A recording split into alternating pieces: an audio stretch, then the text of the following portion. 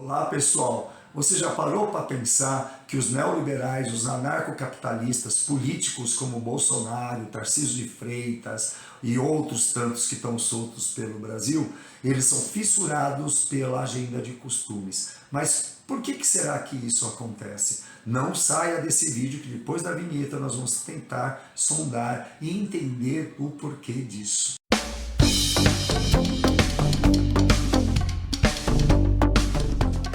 Então, gente, vamos, antes de mais nada, tentar entender do que se trata essa agenda neoliberal. O neoliberalismo, ele prega que o Estado mínimo, ele favorece o desenvolvimento e vai fazer com que uma sociedade se torne mais rica. E a partir do momento que ela se torna mais rica, vai começar a ter uma espécie de divisão dessa riqueza quase que naturalmente e espontaneamente. Quer dizer, é uma ideia absurda, porque a gente sabe que o capitalismo ele vive do se autoalimentar, do crescer. E ao crescer de uma maneira insana, por mais que você acredite que o Estado mínimo seja favorável a isso, vai acontecer justamente o contrário.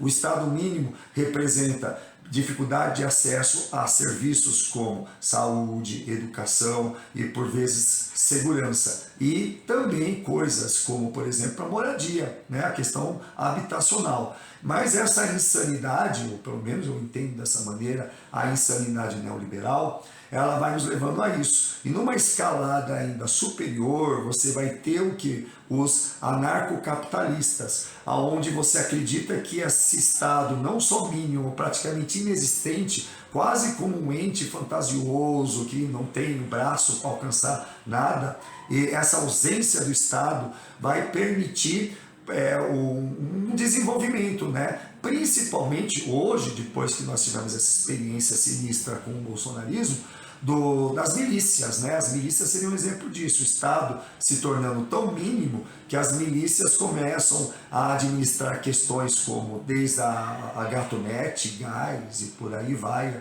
a ocupação da cidade, a ocupação urbana, né?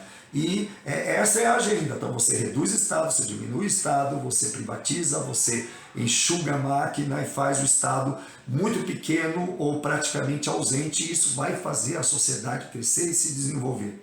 Isso é uma grande falácia, né? Uma grande falácia porque a gente sabe que o capitalismo ele é canibalesco, ele vai crescendo, crescendo, crescendo e ele vai devorando as coisas à sua volta.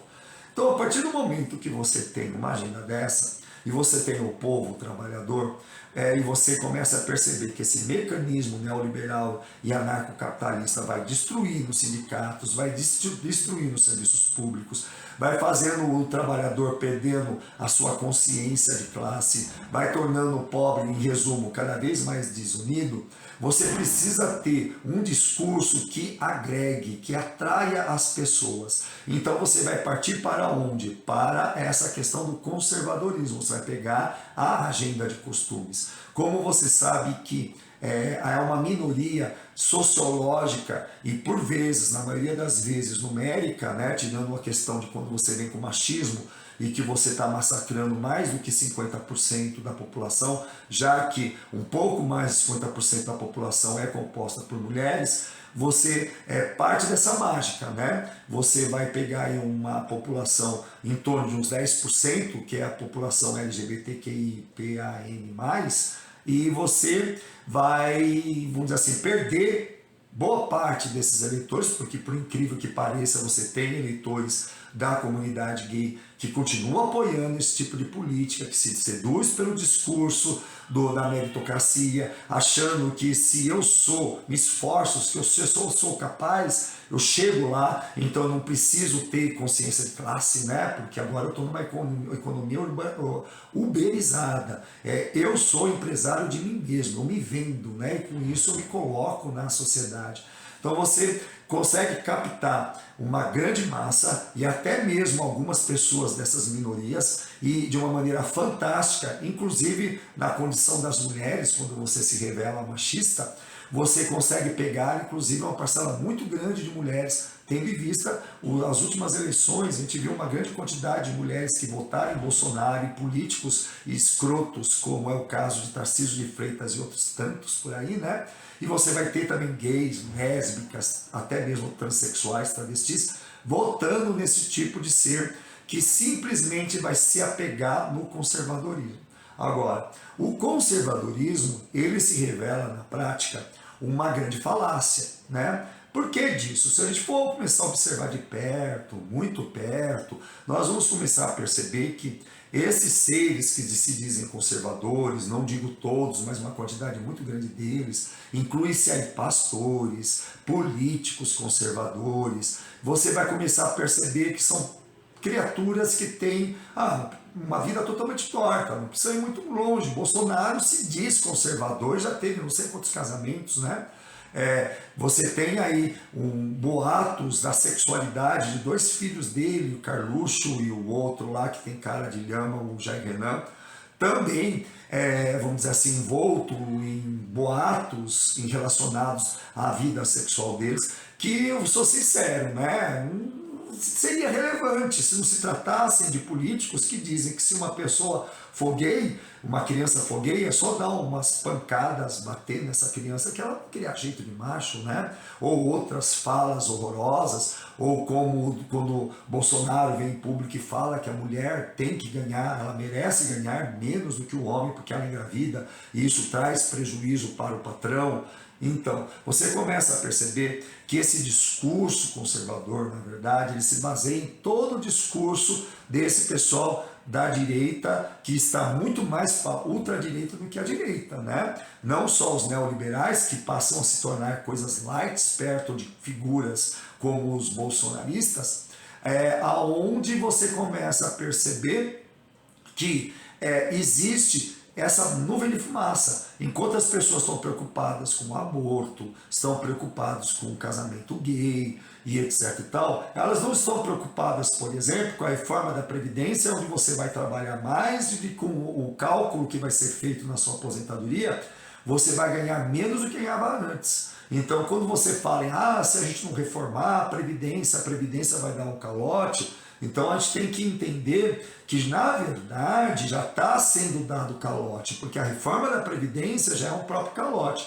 Então, ao invés de você falar de reforma da Previdência, para esse tipo de político, é muito interessante você preencher o seu espaço do seu discurso com falas desse tipo. Né? Você está discutindo questões que não lhe pertencem muitas vezes. Você nem é mulher e você está preocupado com o aborto, ao passo que você deveria estar preocupado com sua condição de paternidade. Ou seja, se você tem um relacionamento heterossexual engravida lá a menina, você tem que entender que você agora tem compromisso não só financeiro de pagar a pensão, mas também de dar assistência para essa criança. Aí você começa a perceber que essa criatura conservadora começa a ficar a favor do aborto por um motivo muito simples, né? É um assunto que não lhe interessa, porque não o afeta diretamente, e é uma forma dele fugir de toda essa problemática que eu falei, reforma da Previdência, reforma trabalhista e todas as coisas absurdas que essa direita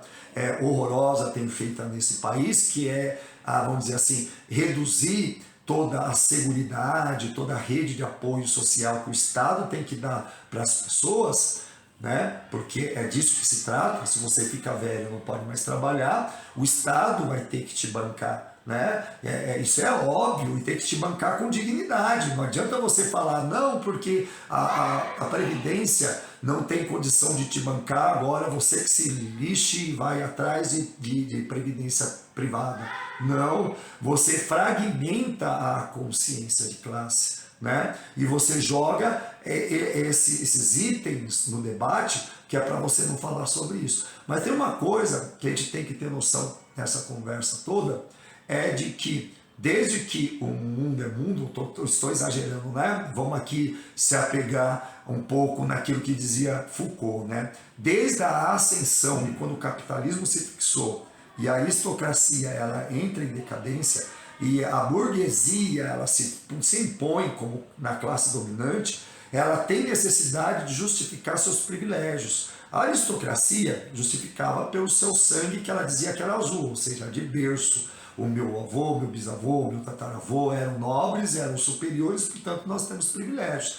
Mas o burguês, que era aquela pessoa que estava ali numa atividade urbana e começou a ganhar dinheiro com comércio, começou a ganhar primeiro dinheiro como artesão, depois no setor industrial, e enriqueceu e começou a ter poder, ele tem que justificar seus privilégios. Aí é onde ele se apega à eugenia, à purificação da raça. Só pode casar pessoas que têm o mesmo nível de mérito, de conquista social, que pelo meu esforço eu conquistei, e pelo meu esforço e pela minha decência moral, eu atingi uma condição que é até superior à aristocracia, porque eu tenho moral, ao contrário daquele aristocrata que muitas vezes tinha até uma vida dissoluta, né? Uma vida de orgias, de bebedeiras, etc e tal. Eu, como bom burguês, eu me purifiquei pelos bons costumes, né? Então, aí vem o raciocínio, né? De onde vem.